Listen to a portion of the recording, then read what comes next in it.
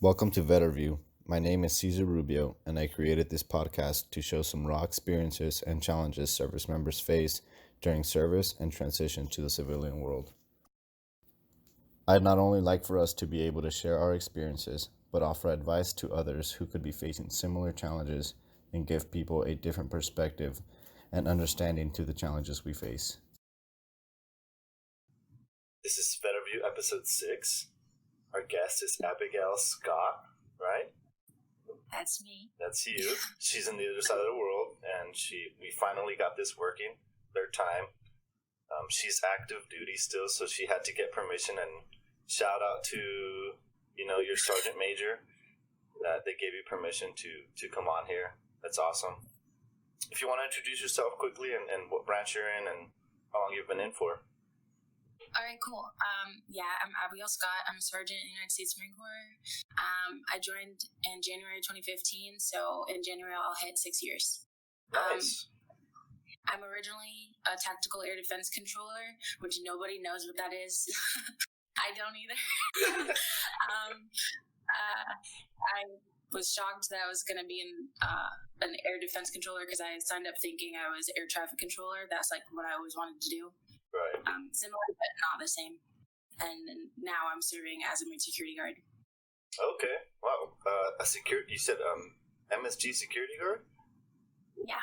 Wow. Nice. So you got that billet. Nice. That's cool. I was gonna ask, how is it that you're over there? Because I'd never heard of any of us being over there. At least, I didn't know that there was a station or anything like that. Yeah.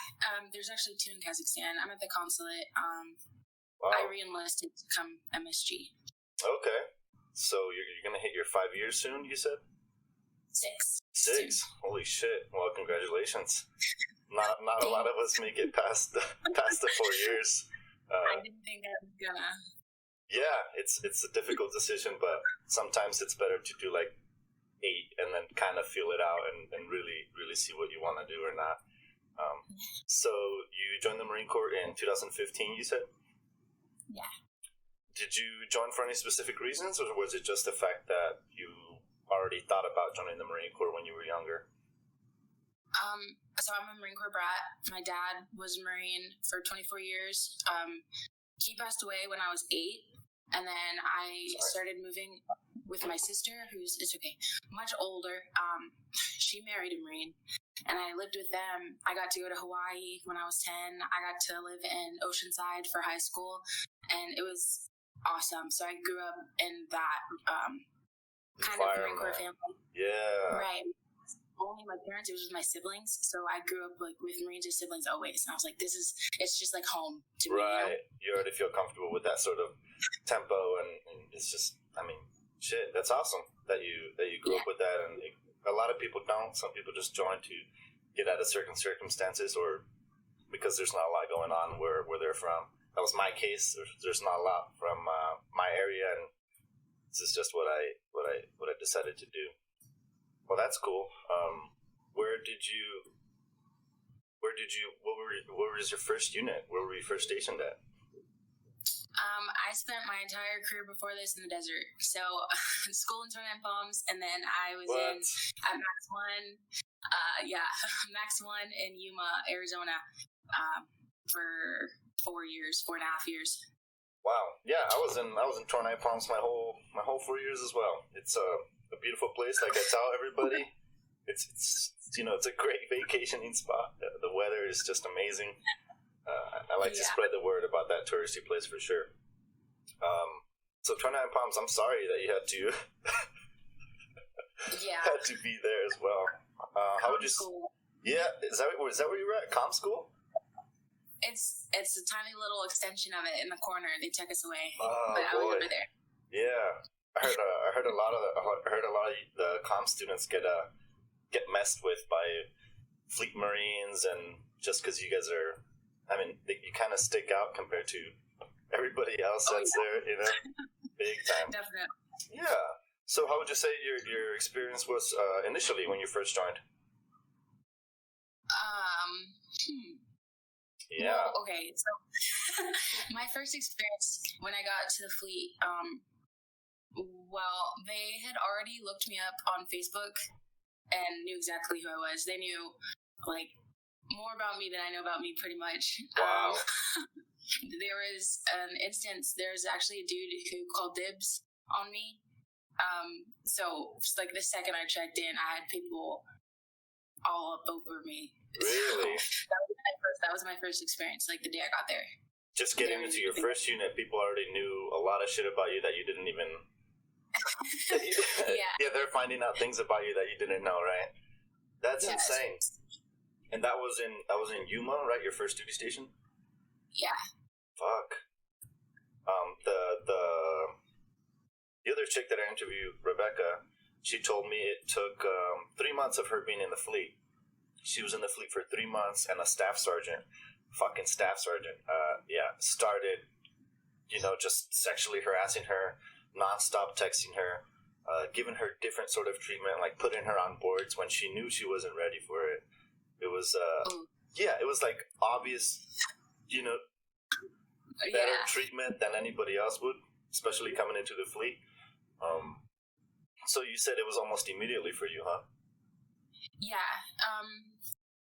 I guess I expected it a little bit. Sure. But it's always from the higher ranks too.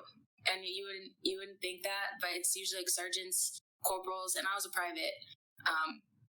And I got invited to parties like the first week.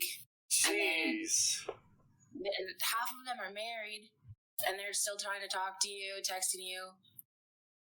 So yeah, that's relatable, actually. Yeah, and that's why I'm bringing her up, because she has a lot of... I mean, she was in for 5 years. She didn't finish her second enlistment due to medical issues, but she said that it was pretty immediate, and she was getting labeled just as fast. She went in a little bit older. She went in at 24 years old. So it's definitely a little. You get treated a little bit different when people see you a little bit older, I think. But they were still trying to, I guess, do what happens a lot, and a lot of people don't talk about. That happens in the service with females. They just get fucked with constantly. So, I mean, we get treated like ass, but it's not to the extent that I feel that you guys get. It's different types of negative treatment. Totally. We just get treated like shit, and you guys get treated like shit, but you guys get treated worse if you don't really go with their game. I feel like that's a big part of it. At boot camp, they teach you.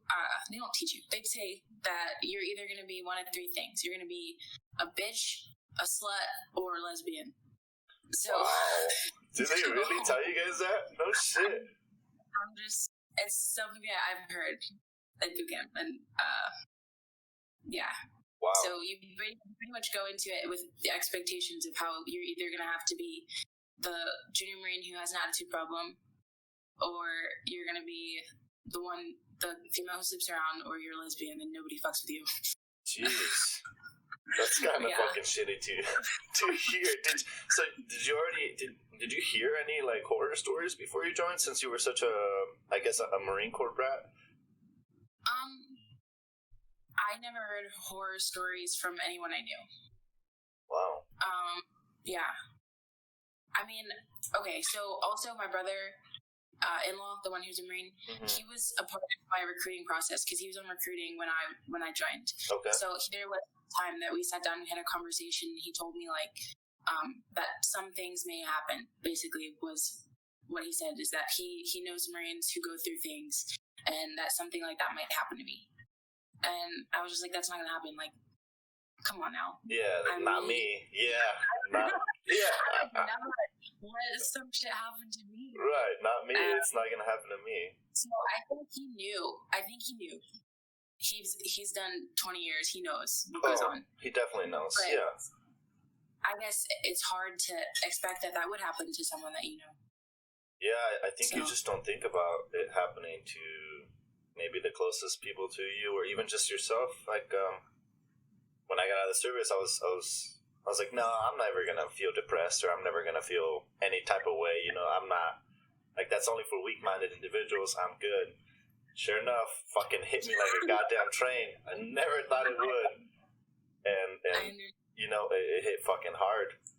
But I get what you're saying. It's just you don't think it'll happen to you.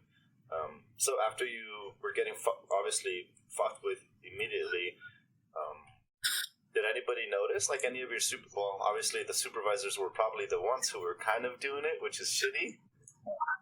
But no, I was known as the girl with the attitude problem, like all the time.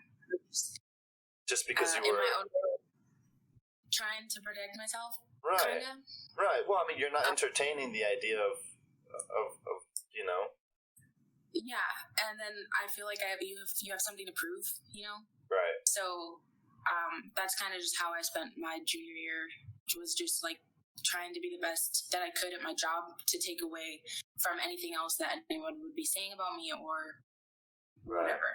That's what the previous interview was saying too. She was saying that she was like, I'm here to fucking work. I'm not here to get treated any better. Like, this is just I'm trying to prove my point. I'm not here for any bullshit. And she would continuously get fucked with by a group of Marines, not just one or two. Oh wow. Yeah, and yeah, it's shitty. Yeah, it's super shitty. And they wouldn't leave her alone, and just because she wouldn't fuck with them, they would call her a hoe. They would call her this, but yeah, it was a hard time until somebody, you know, she had a good friend who was a corporal, and he got tired of seeing that shit, and he went over there with her and told the captain, sergeant major, told everybody about it, and they really ended up getting on those guys. I feel like a lot of people are concerned about the repercussions that come with reporting or telling somebody that there might be consequences, because she was saying that she was super scared about reporting that staff sergeant, which makes sense because it's a fucking, a staff sergeant. You don't really know what's gonna come out of reporting somebody at that position. Yeah. So, for sure. So you were the one with the attitude, obviously. Obviously, duh. You know. But did it get better because you were having an attitude, or were they just treating you even worse because you had the attitude problem, quote unquote? It was just like who I was at that point. I guess I became, out of the three things, I became a bitch. Like, right. That's what I grew up to. And I just kind of developed that personality trait, I guess. It didn't, honestly, my shop was not a bad environment for me. Mm-hmm. There was like instances where in the beginning where they were like trying to feel out if I was going to be the girl they could take advantage of, but I wasn't. So that didn't happen within my shop.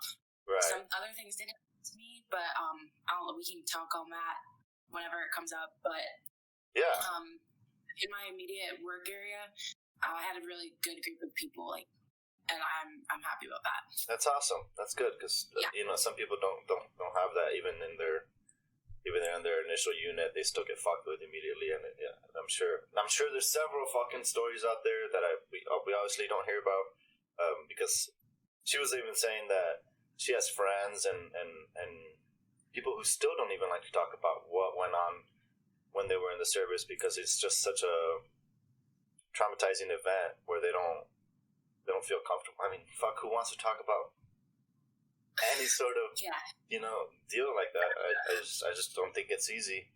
But so your work environment was good.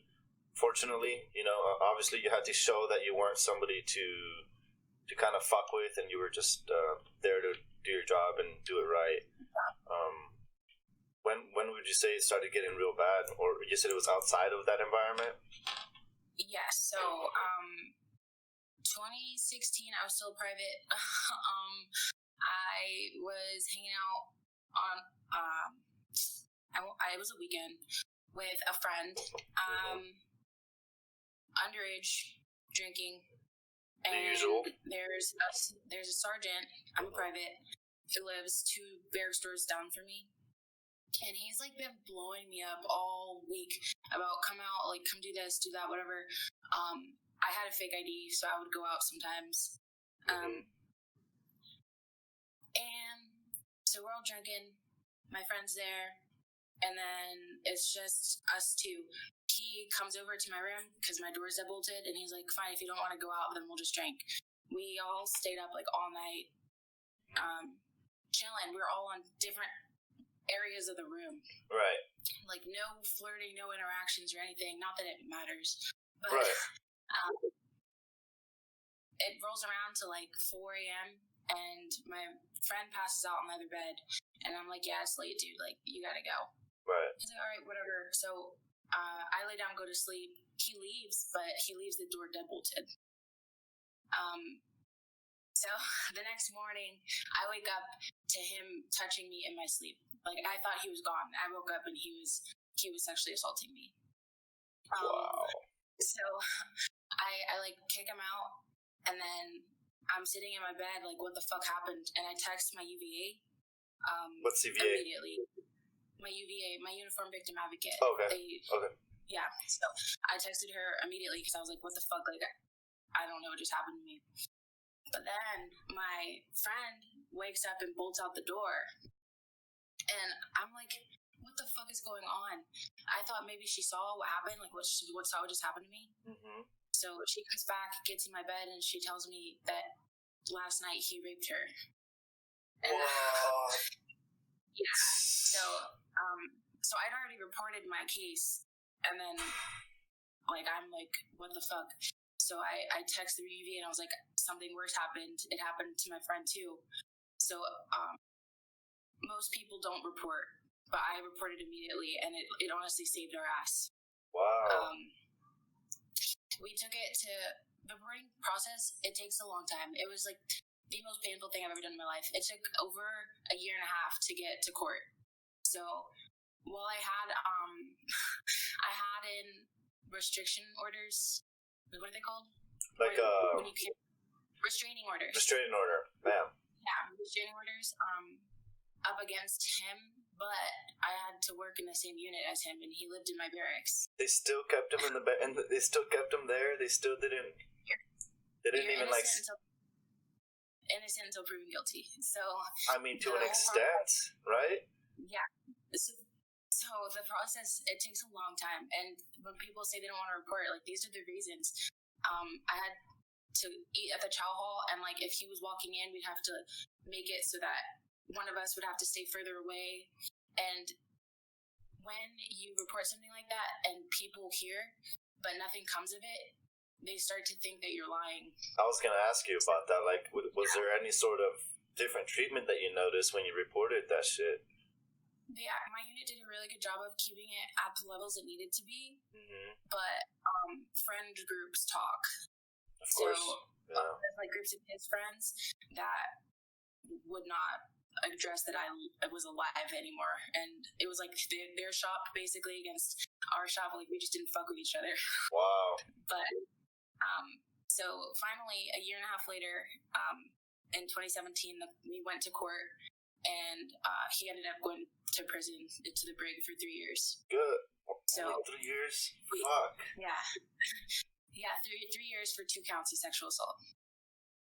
Jeez. He gets out this year, in October. Does he really? Yeah. And then what? Does he just get to finish his enlistment? Do you know what happens with that? He got a dishonorable discharge. So he's out as soon as he... Yeah, he's done, and he's going to be put on the sex offenders list. So I got a good outcome, a really good outcome, is because I reported it immediately, and it was hard, but it was worth it for me. Did your friend who, fuck, that sucks. Did your friend that was raped, did she not want to report it immediately? Was she like more concerned about it? The reason why because you could do restricted or unrestricted reporting, so like we could have kept it to ourselves. And we would have done it restricted, where it was just us, like nobody knows. Doesn't go anywhere. Right. Except for the fact that when it's not happening to you, it's easier to care about someone else. So when it happened to her, I'm like, no, fuck him. Like, we gotta burn this guy, you know? Yeah. But when it's just, you get these thoughts in your head, like, I don't want to be that girl, and you get all these doubts. Right. But the fact that of us, we kind of like supported each other. Like, we got to do this for Right. each other. That's good. So that helped, as shitty as it sounds, that it had to happen to both of us. But I'm glad that we got through that together, because it wouldn't have happened the same if it wasn't. Yeah, and I'm glad you guys actually got a solution out of that shit. You know, unfortunately, it took a little bit too long than it should have. At least that's what I think. I don't think it should have taken a fucking a year and a half. You said. I understand proven, you know, innocent until proven guilty and all that shit, but when it comes to that, they need to do something better. At least fucking move his ass buildings. You know, put him on some sort of watch. I think that was bullshit the way they handled that, but at least there was a fucking good outcome out of it, and you guys got to report it. And again, you said you didn't really get treated any differently besides his group of friends and, you know, I guess your group of friends. But so did your unit, I'm assuming, did they give some classes after this broke out? Were they trying to start enforcing it a little bit more? I didn't. There was nothing different than the annual training that you get all the time. Really? It was all the same. Honestly, I really think, like, when they hear stuff like this, everyone takes it with a grain of salt because of all the stuff that you hear about false reports, and you don't want to ruin someone's career and stuff. Right. So I think until they saw that it actually happened, like, for that year and a half, at least, everyone was just like, it's her word probably against bullshit, his. right? Yeah. But in my experience, every single female Marine I've ever met, and I've met a handful. Yeah, there's not many. Yeah. Every single female I've ever met has a story like mine. Every single one has a story about a sexual harassment or sexual assault. I've never met a girl who doesn't have a story like that, and that's a problem. Oh, totally. And you can't say that it doesn't happen when everyone has a story like that. Right. So, for the people out there who think that girls are lying, it's probably not. Right. Probably not lying. You know what's shitty is that you do hear stories of, like, oh, she had sex with him and then regretted it later, and then she went to go fight. I heard it, and I was in an all-male unit. There was no females, and I heard shit like that. It was like, oh, careful with women because they're gonna fuck you over. They're gonna don't be drunk around them. It's just, there's a lot of horror stories that you hear when it comes to reporting, and I can't even imagine the males who get sexually assaulted or harassed by other males. Like, I bet that's just like on a whole fucking different level of not reporting. Absolutely. And just dealing with it mentally, and because nobody, male or female, wants to be like, hey, I was sexually assaulted. You know, nobody. That's not an easy conversation to have, or something to have on your fucking back. You know, it's not something that I think anybody's meant to just deal with, especially when you are going to join the military and you don't think that should be a thing, right? It shouldn't be. So it's just like, you would think it's when you first join, you're like, it's fucking professionalism at its finest. It should be perfect. It should be good. Obviously, that's not how it is, especially in the fucking Marine Corps. I know you're still in. I'm not. I can talk shit. Yeah, perfect. Standards, you know? Yeah. Well, you're a sergeant. You gotta uphold it. Yeah. But, so, you said you would recommend, obviously, reporting or as hard as that may be to do. I highly recommend reporting. I actually became a uniform victim advocate once I was able to. Once I reached the rank of sergeant, I actually went as a corporal to the course because I knew I was going to get promoted. And I was like, I want this. So I became one. As soon as I got promoted, I became a UVA, so I could kind of work with other victims, which is a shitty thing for a Marine to have to call themselves. It's not something you want to call yourself. Right. So I highly recommend that you seek out some sort of help, whether it's an unrestricted report or restricted report, because they do deserve to be held accountable, and it's Totally. hard to have to go through it by yourself. So talking to someone else is the best way to be able to get through it. Right. Well, not only are you just going to get it off your fucking chest, because it's something that has to come out, especially when it can be as traumatizing as that. But it's something that needs to be spoken up about, or else people aren't gonna, like we were saying, people just think it's just horror stories, but it's reality. You know, it happens more often than not, unfortunately, especially in male filled fucking units. But that's a big part of, I guess, the Marine Corps. There's other branches, obviously, but the Marine Corps is a very male fucking oriented unit. It's yeah, for sure. What other resources would you say there are out there for victims? Because I don't necessarily know, but would you say there's some other resources that they could use besides reporting? There's like a lot of community groups out there. I know it depends where you're stationed, really, if you're active. But if you get connected with your SEPR VA or your sexual assault program, they all have like their own lists of types of groups that you could go to if you're the type that wants to talk to someone like that. There's military sexual trauma groups on Facebook that I'm a part of, and you could just like look up military sexual assault group, and there's a ton of people who have stories like that. Yeah, I don't know. I didn't mean to put you on the spot. I was just curious to see if you know, because I don't know shit about that when it comes to what resources are out there, besides reporting and maybe the chaplain. I've never gone that route, especially just talking to the chaps in general. I'm not a big religious guy, so yeah, it's kind of weird. They're always a little bit awkward, but you know, they just try to do a good job. Even with all this that happened to you, do you plan on staying in? Right now, that's my plan. Wow. The Marine Corps really has not failed me. Like I said, I had a really supportive group of people. My family's very supportive, obviously. And I've gotten a lot out of it now that I've come out on the other side. Right. I'm in school right now. I'm my second year towards my degree. Fuck and yeah. It's free. Yeah. Are you recruiting? Are you doing recruiting right now?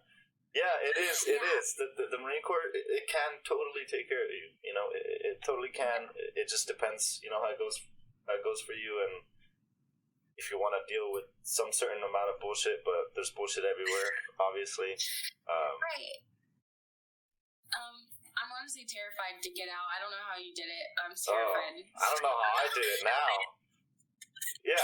I'm so scared. I don't want to have to deal with it, so I'm It's just going to stay scary. in. It's fucking scary. It's not, like, at first I was like, let's get the fuck out, you know, infantry battalion, fuck this, deployments back to back, 11 months back in the States, deploying again. We were just not back home very often, and we didn't get time to really take care of anything about us. But one big thing why I started this whole podcast was because the challenges that people face when they get out, and there's challenges that we face when we're in, right? But a lot of the things that people don't speak about are the challenges when you get out, and it's a whole different fucking story to tell. And obviously, I wanted to get a female's perspective of what their challenges are like while they're in, especially being a fucking female. You immediately get treated differently. We just get treated like shit. You guys get treated like shit. But yeah, it's so weird. It's such a weird sort of thing. But yeah, if you do get out, fucking stay busy, because it's fucking yeah. Just stay in. Retire at your 20 years or whatever the fuck you do. Yeah, I think that'll be the best route, especially since you're enjoying it. You know, who knows? Maybe later down the road, when you got some school under your belt, you can get the fuck out or become an officer. You know. maybe it's in the cards. I thought about it. Yeah, be a Mustang. Open to who comes to me. I mean, you got MSG, which is like the embassy guard. How's that? Oh man, it's awesome. Like, it's independent duty all the way. I feel like I got my career in my hands, which is awesome. That's great. Obviously, I can't really travel that much right now, but being the super poke that I was in the air wing, I never got to deploy. I never got to do anything. Yeah. So I wanted to see past Yuma and 29 Palms. So I get to do that now. That's good. For 3 years. Fuck yeah. And then you rotate, or do you just go to another embassy? Is that what you do? Yeah, so every year you go to a new embassy. Jeez. Anywhere in the world. So you have 3 different embassies over 3 years, and the year's flying by. Like, I'm already halfway done with my first post, so nice. I get to go to more places at least. Do you know where you're going? No clue. Wow. You don't find out until you got your orders. That's kind of exciting, though. You get to go around and see all kinds of different countries and do security guard, which, doesn't seem too bad. I don't know. I've done security somewhere else. Yeah, it seems like a pretty chill environment. Well, it seems like you're doing well. I obviously don't know exactly what's going on in your head or anything, but it seems like you're fucking killing it. Oh yeah, I'm good. The Marine Corps did give me a family, and they take care of you. Yeah, they take care of you. That's the best thing I got out of it, was the people you meet, and I'm sure you can relate. Oh, definitely. Almost everybody that's been on here have been people from my unit, or people that I've served with, or people that I know that got me into the Marine Corps. And man, I'd do anything for those guys and gals. Like I got their back when it comes to anything. And again, that's why I'm doing this. I'm trying to help people out and get some messages that need to be out there heard. So I guess we can go with some last few tips when it comes to sexual assault or harassment. How would you recommend somebody handles it if they're getting, not if they haven't been assaulted, but they're just getting harassed? Do you recommend them going to leadership immediately? Yes, I do. So, like we said, it's a professional environment. At the end of the day, you feel like your family. You get closer than that. It's not like a business job, but yet at the same time it is, and you should think of it that way. Like, you would not let some Joe Schmo at your office job talk to you that way. Don't let somebody that's supposed to be having your back treat you like shit. Right. Yeah. And hold them accountable the same way you would hold some fucked up junior Marine accountable for not having his food plops or some shit. Right, or his haircut done. Yeah, exactly. Yeah. Hold each other accountable the way that we're supposed to, and keep it a safe place for your brothers and sisters. Yeah, I feel like that's the only way that things are going to change and get better when it comes to just everybody's well-being all around.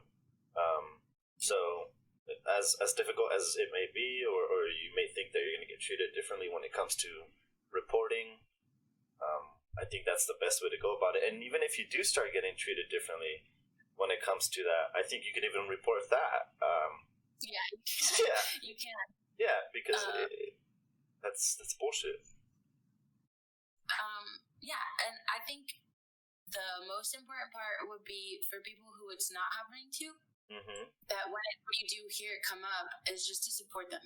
Totally. Support it, and just, first of all, try to believe the person who's saying something, and then support them in whatever way you can. I'm not saying to immediately just beat somebody's ass because you heard a rumor. Yeah. Because they're still innocent until proven guilty, but at least give them a chance to have their story be told and for something to come of it. Right, instead of just blowing them off and not believing the individual.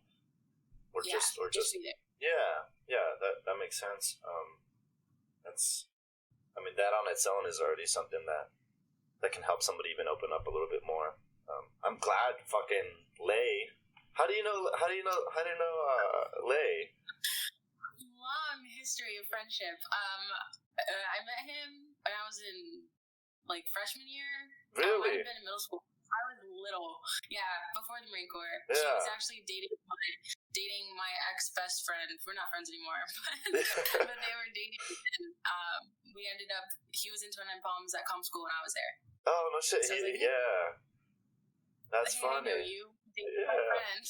That's crazy. I'm glad he reached out and tagged you on that post, and we could get you on here. Finally, it's a little difficult because you're, in the other side of the world, so it's we'll make it work though. It's all right. I had to get up a little bit early. No big deal. I'm sorry. No, it's all good. I was tired yesterday. No biggie. But I'm glad you came on here, obviously, and you shared your experiences and what you recommend for other people to do, whether it be males or females, because I'm sure guys get it too, and I haven't heard anything, when it comes to that, but I'm sure that experience isn't an easy one to overcome as well.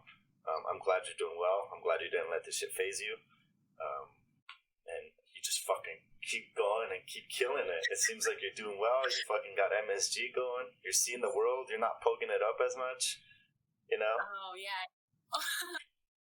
As much. I have a Glock. Yeah, you're strapped now.